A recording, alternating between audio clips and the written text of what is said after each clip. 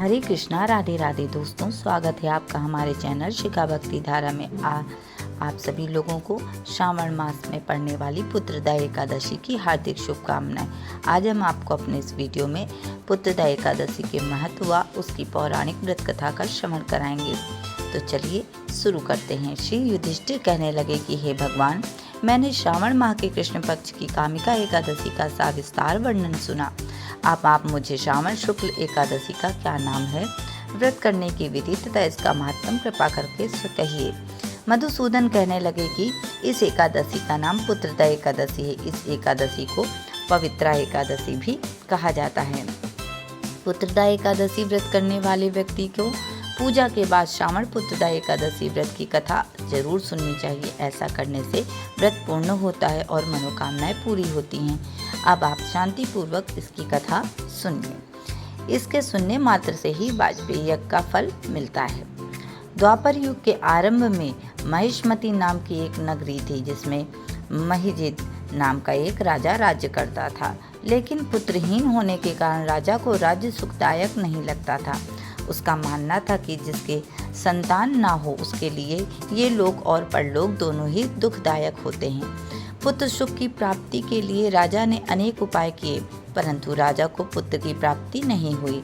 वृद्धावस्था आती देखकर राजा ने प्रजा के प्रतिनिधियों को बुलाया और कहा, हे प्रजाजनों, मेरे खजाने में अन्यान से उपार्जन किया हुआ धन नहीं है, ना मैंने कभी देवताओं तथा ब्राह्मणों का धन छीना है। किसी दूसरे की धरोहर भी मैंने नहीं ली। प्रजा को पुत्र के समान पालता रहा। मैं अपराधियों को पुत्र तथा बांधवों की तरह दंड देता रहा।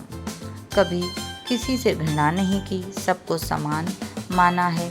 सज्जनों की सदा पूजा करता हूँ। इस प्रकार धर्मयुक्त राज्य करते हुए भी मेरे पुत्र नहीं है, सो मैं अत्यंत दुख पा रहा हूँ। इसका क्या कारण है?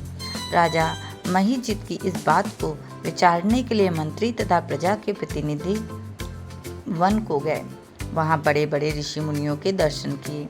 राजा की उत्तम कामना की पूर्ति के लिए किसी श्रेष्ठ तपस्वी मुनि को देखते फिरते रहे। एक आश्रम में उन्होंने एक अत्यंत वयोवृद्ध धर्म के ज्ञाता, बड़े तपस्वी, परमात्मा में मन लगाए हुए निराहार, जितेंद्रिय, जितात्मा, जित क्रोध, सनातन धर्म के गुण तंत्रों को जानने वाले, समस्त शास्त्रों के ज्ञाता महात्मा लोमेश ऋषि को देखा, जिनका कल्प के व्यतीत होने पर एक रोम गिरता था। सबने जाकर ऋषि को प्रणाम किया। उन लोगों को देखकर मुनि ने पूछा कि आप लोग किस कारण से आए हैं? निसंदेह मैं आप लोगों का हित करूंगा। मेरा जन्म केवल दूसरों के उपकार के लिए हुआ है, इसमें संदेह नहीं है। लोमेश ऋषि के ऐसे वचन सुनकर सब लोग बोले, हे महर्षि, आप हमारी बात जानने में ब्रह्मा से भी अधिक समर्थ हैं, अतः आप हमारे इस संदेह को दूर कीजिए। महिष्मतीपुरी का धर्मात्मा राजा महिजित प्रजा का पुत्र के समान पालन करता है, फिर भी वह पुत्रहीन होने के कारण दुखी है। उन लोगों के आगे कहा कि हम लोग उसकी प्रजा हैं, अतः उसके दुख से हम भी दुखी हैं। आपके दर्शन से हमें पूर्ण विश्वास है कि हमारा ये संकट अवश्य दूर हो जाएगा, क्योंकि महान पुरुषों के दर्शन मात्र से अनेक कष्ट दूर हो जाते हैं। अब आप कृपा करके राजा के पुत्र होने का उपाय बतलाइए। ये वार्ता सुनकर ऋषि ने थोड़ी देर के लिए नेत्र बंद किए और राजा के पूर्व जन्म का वृत्तांत जानकर कहने लगे कि ये राजा पूर्व जन्म में एक निर्धन वैश्य था। निर्धन होने के कारण इसने कई बुरे कर्म किए।